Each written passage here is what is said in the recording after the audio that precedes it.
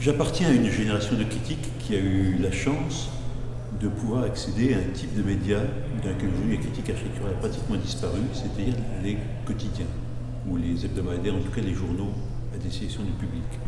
C'est une chose, ça n'a pas duré très longtemps, en tout cas dans le monde francophone. Ça a duré, disons, des années 70 jusqu'aux années, à la fin des années 70 jusqu'aux années 90. Aujourd'hui, ça a pratiquement disparu. Donc ce type de travail critique qui consiste à faire un article pas très long, de 3 ou 4 pages dactylographiées, et s'adressant à un public vaste, mais avec l'autorité des grands journaux, Le Monde, Libération, El País, des journaux comme ça, était un exercice dont j'ai vraiment la nostalgie. Pourquoi a-t-il disparu? Il a disparu pour plusieurs raisons. Il a disparu d'une part parce qu'il semblerait que le statut de l'architecture se soit un tout petit peu déplacé. C'est-à-dire que les gens qui traitent aujourd'hui de l'architecture dans les journaux, ils sont moins nombreux qu'ils n'étaient dans ma génération. Ces gens sont invités à traiter essentiellement de grands événements. C'est-à-dire qu'ils sont invités à traiter de grandes expositions qui se tiennent soit dans leur propre pays, à Paris s'ils sont parisiens, mais aussi bien à Chicago, à Londres ou à Pékin. Donc ce sont des gens qui sont en quelque sorte, font partie d'un système général d'interconnaissance. Bien sûr, on ne vous visitera pas 3 fois à Chicago si à chaque fois que vous allez à Chicago, vous dites que le dernier bâtiment de tel architecte, que la dernière exposition au musée, montée par tel musée est médiocre. Donc ça crée un système, en quelque sorte, de courtoisie ou de... Je ne dis pas que les gens soient achetés, c'est pas ça, mais ça crée un système d'interconnaissance qui est très néfaste pour la critique. C'est une des raisons. Les gens critiques aujourd'hui couvrent cette grande actualité culturelle qu'on pourrait dire être aujourd'hui presque mondialisée. Et d'autre part, ils couvrent l'actualité des grands édifices. Et ces grands édifices qu'on les invite à commenter sont toujours les grands musées, principalement les grands musées, construits par un petit nombre d'architectes, 20, 30, 40 architectes qui constituent le monde du végétariat et du star system. Et bien évidemment, c'est un peu le même jeu, c'est-à-dire qu'on peut difficilement dire d'un bâtiment, critiquer radicalement un bâtiment de Zaha Hadid. Un bâtiment de Zaha Hadid a toujours une immense qualité, il y a toujours derrière Zaha Hadid cette personnalité magnifique, cette capacité graphique, etc. Donc les commentateurs d'architecture aujourd'hui sont presque toujours des sortes de gens qui sont là pour entretenir ce que les anglo-saxons appellent le buzz, entretenir une espèce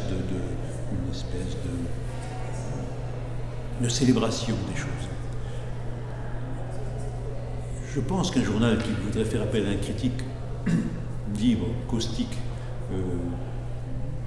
même en pariant sur cette capacité-là, cette capacité intellectuelle-là particulière qui est de commenter, de critiquer, de s'inscrire en faux, pourrait le faire, mais il se trouve que je n'en connais quasiment pas aujourd'hui dans toute la presse que je lis, qu'elle soit anglo-saxonne, française, italienne ou espagnole. Je lis pas mal de journaux dans divers milieux. Alors j'ai un peu la nostalgie de cette époque-là. En même temps, bien sûr, apparaissent d'autres types de critiques. Il apparaît une critique à certains égards plus libre dans ces structures plus informes, plus fragiles que sont les blogs, que sont ces productions récentes, notamment sur Internet, avec toutes les responsabilités aussi qui peuvent s'attacher à ce type de pratique, mais pas seulement les responsabilités.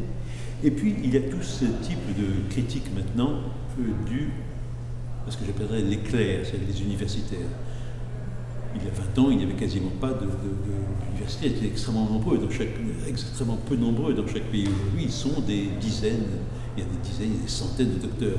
Tout ce monde produit également du commentaire architectural qui se risque relativement peu dans la critique, au sens où la critique c'est aussi porter le fer dans la plaie et chercher là où ça fait mal, mais qui crée une sorte de gigantesque nuage de commentaires très avisés, très réfléchis, renvoyant parfois à telle ou telle théorie, la sémiologie, la psychanalyse, ceci ou cela, ou l'histoire, mais qui est une critique d'un autre genre. Donc il y a eu une sorte de déplacement de la critique, beaucoup plus abondante qu'autrefois, beaucoup plus informée, beaucoup plus internationale aussi, et puis un affaiblissement de certains types de critiques que j'aimais bien, qui est le petit exercice littéraire de 3 ou 4 pages écrites, qui permettait de développer dans le monde de la grande presse, notamment, un certain type d'exercice. Alors moi, maintenant, je fais de la radio depuis un peu plus de 10 ans, Et dans ce cadre-là, je suis dans une situation un peu paradoxale, parce que si je fais de la radio, j'invite les gens à venir me voir dans mon bureau, enfin dans mon studio, et bien évidemment, je leur dois une certaine courtoisie. Donc la critique, j'ai appris à être courtois avec des centaines de gens, des dizaines de gens que je reçois chaque semaine. Ça a des qualités, de la courtoisie, c'est pas mal quand même. Ça permet aussi de comprendre assez bien ce qui... Puisque finalement, derrière chaque personne, il y a des quantités de motivation, de choses qui sont remarquables. Et puis, ça m'éloigne un peu, personnellement, de l'exercice critique, au sens où il serait parfois dur, caustique, je ne dis pas méchant, mais en tout cas capable d'une certaine liberté d'opinion par rapport aux gens ou aux choses. Voilà, merci.